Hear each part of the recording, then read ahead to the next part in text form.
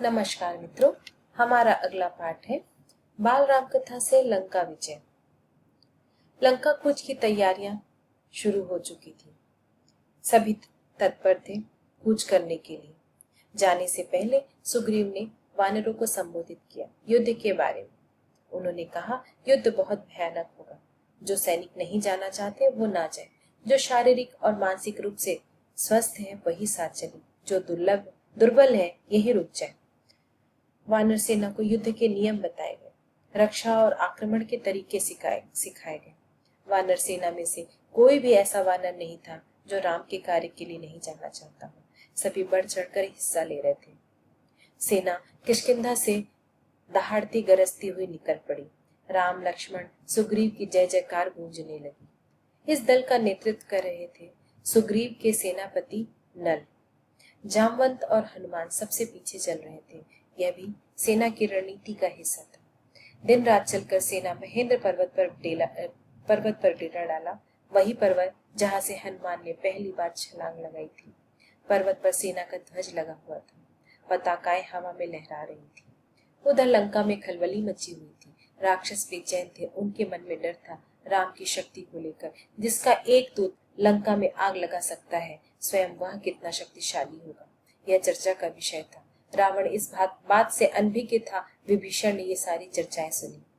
उसने लोगों की हताशाएं देखी और ऐसी हताश सेना युद्ध नहीं कर सकती। उसकी पराजय सब निश्चित है। वे रावण के पास गए सही स्थिति बताने समझाने, पर रावण तो कुछ सुनने को तैयार ही नहीं था। विभीषण ने कहा, आप सीता को लौटा दें, इसी में सबका कल्याण है।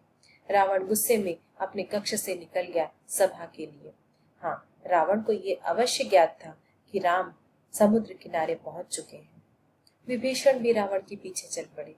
बोलते रहे, सीता आपके गले में बंधा हुआ सांप है, वह आपको डस लेगी। इसे छोटा मत समझिए। हे लंका राज, ये विनाश के संकेत है। सीता को लौटा दीजिए, लंका बच जाएगी। रावण का क्रोध लगातार बढ़ता जा रहा था। रावण ने कहा, तुम मेरे भाई नहीं शत्रु हो। मेरे शत्रुओं के शुभ चिंतक हो। रावण का क्रोध भड़का। उसने कहा, निकल जाओ, मुझे तुम्हारा साथ नहीं चाहिए। रावण सभागार की ओर मुड़ गया और विभीषण के रास्ते यहाँ से अलग हो गए। विभीषण उसी रात लंका से निकल पड़े और सीधे पहुंचे महेंद्र पर्वत पर राम की शरण अपने 4 सहायकों के साथ। राम के शिविर में अचानक खलबली मच गई। एक वानर चिल्लाकर सबको सावधान कर रहा था कि हमारे शिविर में राक्षस आ गए। विभीषण चुपचाप कुछ दूर पर खड़े थे। वानरों ने उन्हें सुग्रीव के सामने पेश किया।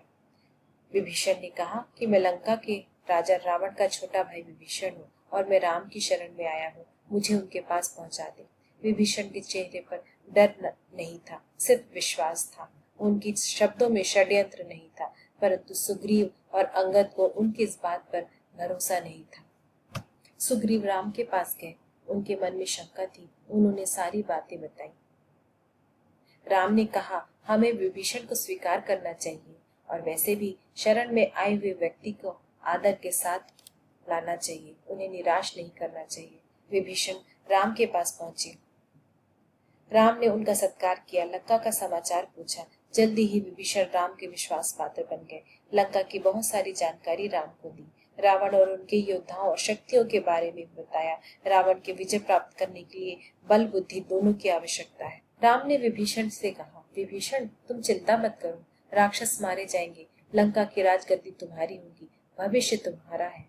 राम की सेना के सामने सबसे बड़ी चुनौती थी समुद्र कैसे पार करें। राम ने विभीषण के सलाह से समुद्र से विनती की। 3 दिन तक बैठे रहे पर समुद्र ने रास्ता नहीं दिया। राम को क्रोध आ गया। उनके क्रोध को देखकर समुद्र डर गया और समुद्र उनके सामने उपस्थित होकर उसने कहा कि आपकी सेना में नल नाम का एक वानर है, वह पुल बना सकता है, उससे सेना पार उतर जाएगी। नल ने अगले ही दिन से काम प्रारंभ कर दिया। वानर कंकड़ पत्थर ढूंढ कर लाते और नल उसे समुद्र में फेंकते जाते। 5 दिन में समुद्र में पुल तैयार हो गया। समुद्र को 2 टुकड़ों में बांटता हुआ वह घमंड उसका चूर हो गया। सबसे पहले विभीषण पुल से पार और उसके पीछे पीछे पूरी वानर सेना एक शिविर से दूसरे शिविर पर पहुंच गए। अब दोनों सेना एक ही तट पर थी, रावण की नगरी लंका में। रावण ने जब यह सुना कि पुल पर समुद्र बन गया है, रावण क्रोध से चिल्ला उठा, असंभव, ये कैसे हो सकता है। लेकिन उसने जो मन में ठान लिया था उसे कोई हिला नहीं सका। उसने कहा, सेना तैयार की जाए, युद्ध का समय आ गया है। राम ने अपनी सेना को 4 भागों में विभक्त कर दिया। लंका के 4 द्वार थे, चौतरफा आक्रमण होना था। हर टुकड़ी को एक द्वार सौंपा गया। राम एक पर्वत शिखर पर चढ़कर लंका का निरीक्षण करने लगे। लंका के वैभव से वह भी आश्चर्यचकित थे। उन्होंने लक्ष्मण को बताया। सूर्योदय होते ही राम ने आदेश दिया, लंका को चारों ओर से घेर लिया जाए। वानर सेना जय जयकार करते हुए आगे बढ़ चली। इस बीच राम ने अंगद को बुलाया और कहा, अंगद, एक बार तुम मेरे दूत बनकर पुनः लंका जाओ, सुलह का अंतिम प्रयास करो ताकि युद्ध टल जाए, क्योंकि युद्ध किसी के लिए भी अच्छा नहीं है। रावण से कहो कि सीता को लौटा दे, अन्यथा उसका अंत निश्चित है। अंगद ने ऐसा ही किया, परंतु राक्षसों ने अंगद पर आक्रमण कर दिया। किसी तरह प्राण बचाकर अंगद वहां से भाग कर आए। अंगद राम के पास पहुंचे और कहे, रावण को कोई पश्चाताप नहीं है। सीता को पाने का मात्र एक ही विकल्प बचा है, युद्ध। वो युद्ध के लिए तैयार है। वानर भी युद्ध के लिए तैयार है। सिर्फ राम के आदेश की प्रतीक्षा थी। आदेश मिलते ही उन्होंने लंका पर चढ़ाई कर दी। उधर राक्षस भी उतावले थे युद्ध के लिए। रावण की जय घोष के साथ आसमान फट पड़ा। वानर सेना और राक्षस एक दूसरे पर टूट पड़े।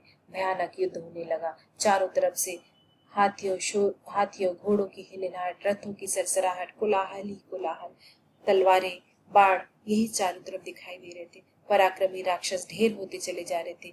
धरती लाल हो गई थी। चारों तरफ शव पड़े हुए थे।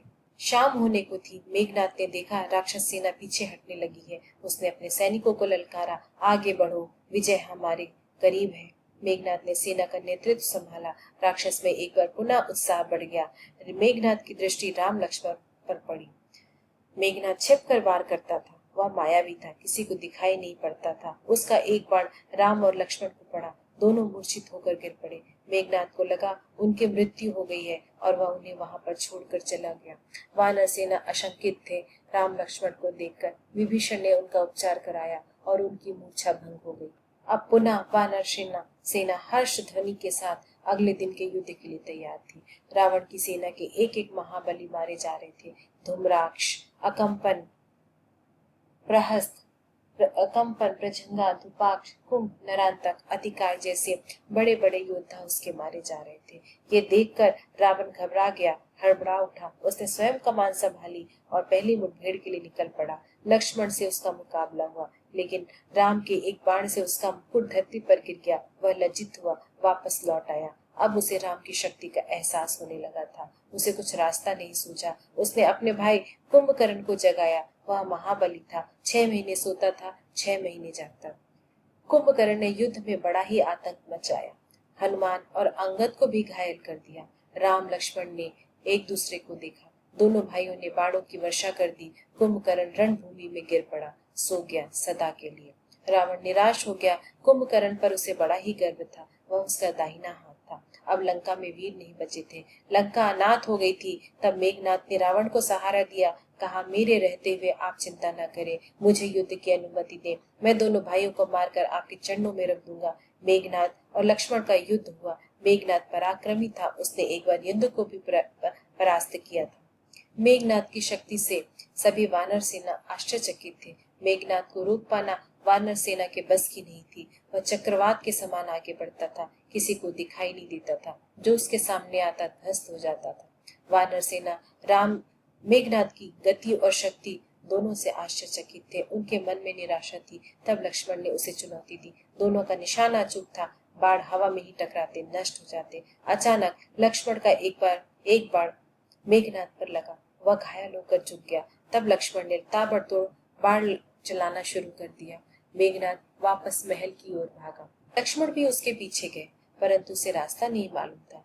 विभीषण लक्ष्मण की दुविधा समझ गए। उन्होंने उसे एक गुप्त मार्ग दिखाया। शेष काम लक्ष्मण के लिए बड़ा ही आसान था।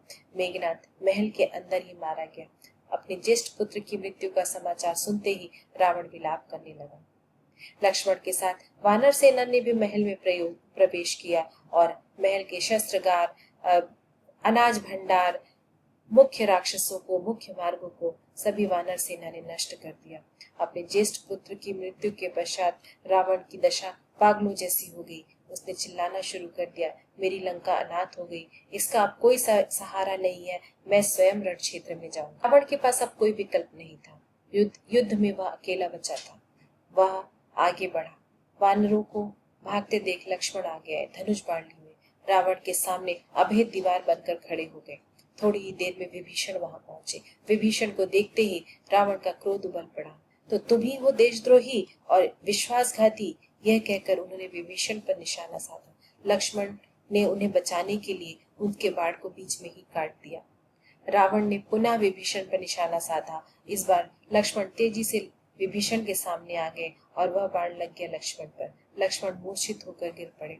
विभीषण ने लंका से सुषेण नामक वैद्य को बुलाया। सुषेण नामक वैद्य ने संजीवनी बूटी को लाने के लिए कहा। हनुमान संजीवनी बूटी लेकर आए। चिकित्सा प्रारंभ हुई और संजीवनी बूटी के प्रभाव से लक्ष्मण स्वस्थ हो गए। राम को यह सूचना पहुंचाई गई। राम जो क्रोधित हो चुके थे, ये समाचार मिलने पर वह थोड़े से शांत हो गए। राम रावण का युद्ध प्रारंभ हो गया। राम रावण के युद्ध प्रारंभ होने के साथ ही आसपास होने वाले छोटे छोटे युद्ध सभी बंद हो गए। सभी राम और रावण के युद्ध को देखने लगे। बिजली सी चमक, गड़गड़ाहट, दोनों योद्धा अपनी शक्ति से लड़ रहे थे। दोनों एक रत्ती में सरकने को तैयार नहीं थे। उसी समय राम का एक बाण रावण के माथे पर लगा और माथे से खून बहने लगा। रावण इसे साफ करने के लिए लंका वापस चला गया। राम को किसी भी चीज की आवश्यकता नहीं थी। एक बार पुनः युद्ध प्रारंभ हुआ। अब उनके रथ आमने सामने थे। योद्धा आंखों में आंखें डालकर देख रहे थे। राम ने घोड़ों का मुंह मोड़ दिया। यह अनिष्ट की आशंका थी। रावण हिम्मत हारने लगा। जब तक वह रथ घुमाता तब तक राम का एक बाण उसे पार कर गया था। रावण के हाथ से धनुष छूट गया, धरती पर गिर पड़ा, वह मारा गया। बची सेना इधर उधर भाग गई। कुछ जान बचा गई और कुछ समुद्र में जाकर गिर गई। लंका विजय का अभियान पूरा हो चुका था। राम की जय जयकार होने लगी। कुछ समय पूर्व का रण क्षेत्र एकदम बदल गया था। वानर सेना उछल कूद मचा रही थी। समुद्र से ठंडी हवाएं आ रही थी। सीता तक समाचार पहुंचाने के लिए राम ने हनुमान को बुलाया। अशोक वाटिका में जाने का संदेश दिया। यह संदेश आपको ही सीता तक पहुंचाना है। उन्हें लंका विजय का समाचार पहुंचा दीजिए। यह संदेश अति शीघ्र लेकर जाइए। राम ने सुग्रीव से गले मिले। वानर, हर एक वानर सेना का उन्होंने धन्यवाद किया। परंतु रण क्षेत्र में केवल एक व्यक्ति दुखी था, शोक से व्याकुल था, विलाप कर रहा था और अपने भाई के मृत शरीर के पास खड़ा था। वह था विभीषण। राम ने विभीषण को समझाया, मित्र शोक मत करो। रावण महान योद्धा था। उसकी अंत्येष्टि महानता के अनुरूप होनी चाहिए। मृत्यु सत्य है, उसे स्वीकार करो। और उन्होंने लक्ष्मण को निर्देश दिया कि विभीषण का राज्याभिषेक करें। लक्ष्मण समुद्र से जल लाकर विभीषण को नहलाकर उसके राज्याभिषेक की तैयारी करने लगे। अंत्येष्टि के बाद विभीषण राजमहल पहुंचे। राज्याभिषेक की तैयारी हो चुकी थी। वानर सेना स्वर्ण कलश में समुद्र का जल लेकर आए थे। लक्ष्मण विभीषण के पास पहुंचे, सिंहासन तक लेके गए और सोने का चमकता हुआ सिंहासन विभीषण को समर्पित किया गया। विभीषण लंका के राजा बन गए। इस बीच हनुमान भी अशोक वाटिका से वापस लौट आए राम के पास। उन्होंने बताया, माता सीता यह समाचार सुनकर बहुत प्रसन्न है, वह आपसे मिलना चाहती है। तब तक विभीषण भी वहां आ गए। राम उनकी ओर बढ़े और कहा, लंकापति, सीता अब भी आपकी अशोक वाटिका में है, उन्हें यहाँ लाने का प्रबंध किया जाए।